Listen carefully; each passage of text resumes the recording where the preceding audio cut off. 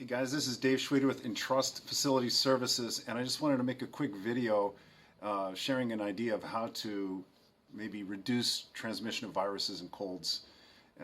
As facilities people and as property managers, we do meet lots of people every day. We shake hands with a lot of people, and especially in today's world, looking at the news, we kind of get a little worried sometimes maybe. So I just want to say I'm not a doctor, but this is just something I came up with, and I've got something to share from a medical website as well. So basically, one of the problems with a virus or a pathogen is it's transmitted to our body via our hands, touching our face. And so we keep pumping hand sanitizer on our hands, hoping that we don't pass anything along. But the question I'll ask you is, how many times a day do you rub your eyes like that? How many times a day do you do that? And most of us probably couldn't answer that if you think about it a minute. When was the last time I rubbed my eyes? I have no idea.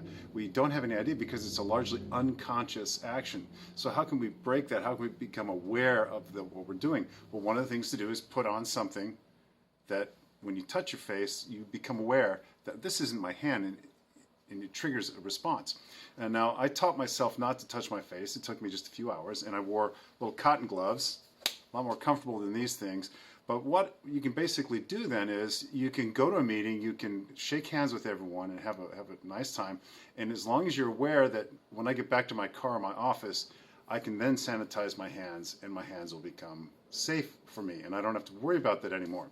So the first step would be to do something to interrupt the pattern and to become aware of it, because once we're aware of it, we can control it.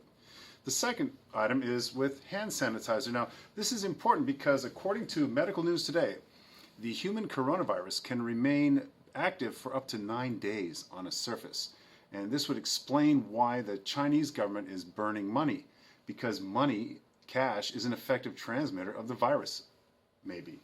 So Medical News Today says 9 days. So what we want to do is, first we don't want to get anything on our hands or our face, then we want to find a sanitizer that actually works to kill coronaviruses. Now, according to the article, there are two things that significantly reduce the activity of a coronavirus. And again, I'm not a doctor, okay? But they are hydrogen peroxide and alcohol, ethanol.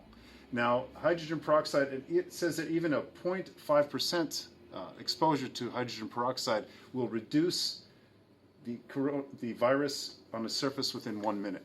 The other one is alcohol. At a 70% range, alcohol does the same thing. Now, we have, if you go to the CVS or whatever, you have isopropyl alcohol and ethanol. Now, what's the difference?